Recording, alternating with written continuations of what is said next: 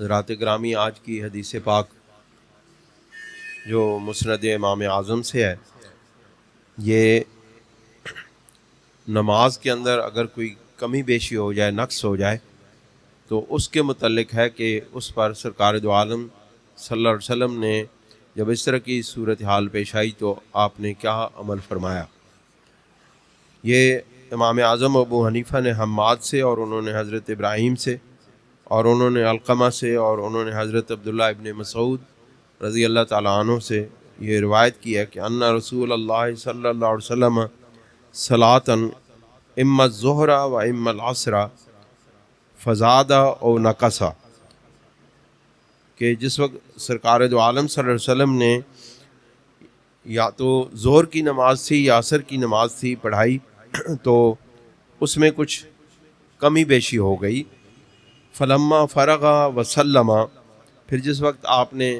اس نماز کو مکمل کیا اور سلام پھیرا، فقیل له احدث فی الصلاۃ ام نسیتا، تو سرکار دو عالم صلی اللہ علیہ وسلم سے عرض کی گئی کہ یا رسول اللہ صلی اللہ علیہ وسلم نماز میں کوئی کمی بیشی ہو گئی ہے، کیا آپ بھول گئے ہیں؟ قال انسا کما تنسونا فیضا انسیت فذکرونی، کہ آپ نے ارشاد فرمایا کہ میں بھی تمہاری طرح بھول جاتا ہوں، اور جب اگر میں بھول جاؤں تو آپ مجھے یاد کرا دیا کرو۔ ثم حول وجہہ الی القبلۃ، پھر آپ نے اپنے چہرے مبارک کو قبلہ کی طرف پھیرا، وسجد سجدتی سجدت السہو، اور پھر آپ نے دائیں طرف چہرے کو پھیرتے ہوئے ایک سجدہ سہو کیا، وتشہد فیہا، اور پھر آپ نے اس میں تشہد پڑھا، ثم سلم عن یمینہ وعن شمالہ، پھر آپ نے دائیں اور بائیں سلام پھیرا۔ یہاں ایک اشکال پیدا ہو سکتا ہے کہ نبی کریم علیہ الصلوۃ والسلام نے اور صحابہ کرام میں جو مقتدی تھے انہوں نے سلام پھیرنے کے بعد کلام کیا،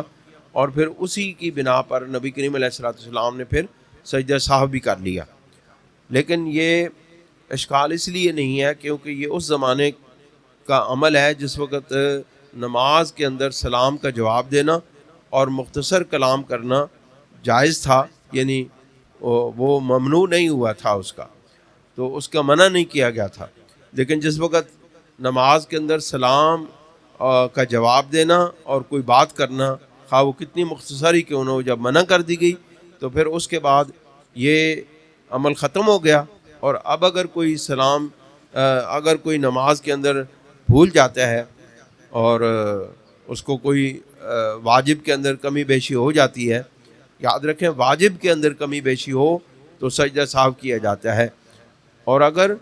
فرض کے اندر کمی بیشی ہو جائے، فرض چھوٹ جائے، تو اس کے اندر وہ نماز فاسد ہو جاتی ہے، اس کے دوبارہ نماز ادا کرنی پڑتی ہے، سجدہ سہو سے اس کا ازالہ نہیں ہوتا۔ اللہ تعالی ہمیں جزائے خیر عطا فرمائے۔